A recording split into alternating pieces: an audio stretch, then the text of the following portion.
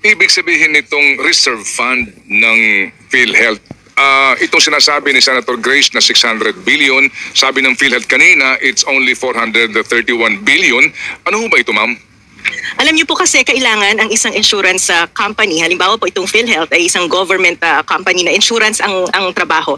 Kailangan po ay na-forecast nila, inaalam nila or napipredict nila kung magkano yung mga gastusin na maaari nilang kaharapin. Kasi halimbawa kung magbabayad tayo ng premium pero hindi pa natin alam ilan ba talaga yung magkakasakit, ilan ba talaga yung mga hospitalisasyon na babayaran. Ngayon may mga model po yan, may mga mathematician, statistician po sa PhilHealth na fino-forecast po yan. Magkano ba yung inaasahan nating kagastusin ng PhilHealth, yung mga babayarang utang sa future sa mga ospital. So kailangan po may sapat na reserve fund para kayang bayaran ng PhilHealth yung mga haharapin niyang gastusin. So dyan po pumapasok yung tinatawag nating future liabilities ng PhilHealth. Kaya merong insurance liabilities na tinatawag. Ngayon, titingnan mo, dapat yung reserve fund mo, tumutugma yan sa haharapin mong liability sa future. So hindi nga, may pera nga po ang PhilHealth, pero ang tanong ay sapat ba ang perang to para sa mga kinakaharap na gastusin ng PhilHealth? Na ayon po sa financial statement ng PhilHealth na yung kasalukuyang reserve fund ng PhilHealth kahit isama pa lahat ng asset niya ay hindi sapat para tugunan yung future liabilities niya. Kaya dyan po maling-mali yung mga senador natin sa sinasabi nila na may reserve fund, pwede na yan para tustusan yung mga haharaping gastusin ng PhilHealth. Hindi po tama yan. Dahil kailangan nga po may sapat na pondo para harapin yung mga haharaping gastusin ng PhilHealth. Hindi po tumutugma. Opo, nangangahulugan, ma'am, na iba po ang kahulugan ng reserve fund at kung meron mang surplus fund, ma'am.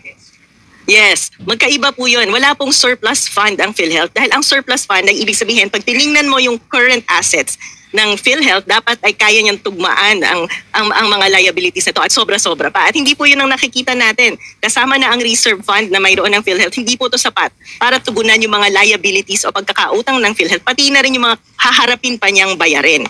Kaya po, tama naman po may papasok pang pera dahil ang mga manggagawa patuloy na nagbabayad ng premium sa PhilHealth. Pero ang nakakalungkot po dyan, hindi magagawa ng PhilHealth yung mandato niya dahil ano po ba ang goal natin sa PhilHealth? Hindi ba pababain yung ating counterpart out-of-pocket contribution, yung out-of-pocket expenses natin. Sa kasalukuyan po, on average, halos kalahati, 50% ang out-of-pocket expenses natin sa pagkakasakit.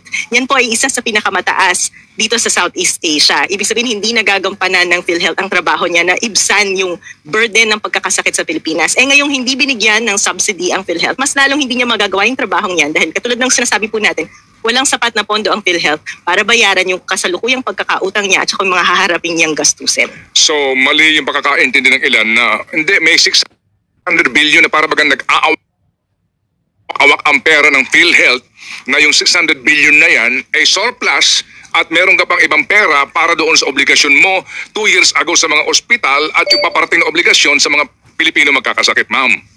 Opo, maling-mali po yan. In fact, hindi po natin pinagtatanggol ang PhilHealth. Maraming kailangang ayusin ng PhilHealth. Ito nga lang pong halimbawa yung e-consulta, yung consulta package. Maganda po yan pag tiningnan natin dahil yan ay basic parang consultation package na natin. Pupunta tayo sa doktor, maaari na tayong magpa-check up. Pero ang tanong, bakit walang mga private provider na sumasali dyan sa consulta package? Dahil napakaliit po ng budget, hindi po realistic yung inilalaan ng PhilHealth. So parang sa papel, magandang pakinggan, may ganyang programa. Implementation-wise, hindi ma-implement dahil walang gustong mag-affiliate na doktor dahil napakaliit ng budget na nilalaan nila. Unreasonable. So paano po magiging mas epektibo ang PhilHealth kung hindi bibigyan ng budget ng gobyerno? At alam niyo po, sobrang disappointing pag tinignan niyo yung resulta ng budget na pinirmahan ng Kongreso. Sinisira yung mga ganitong institusyon katulad ng PhilHealth at lalong pinalalaki yung mga programa na binabanggit ko kahapon na nagsusulong ng patronage politics na kung saan yung mga politikos sinasaksak yung sarili nila sa pagbibigay ng bayuda at tulong sa taong bayan. So very disappointing po talaga itong nangyari sa budget na.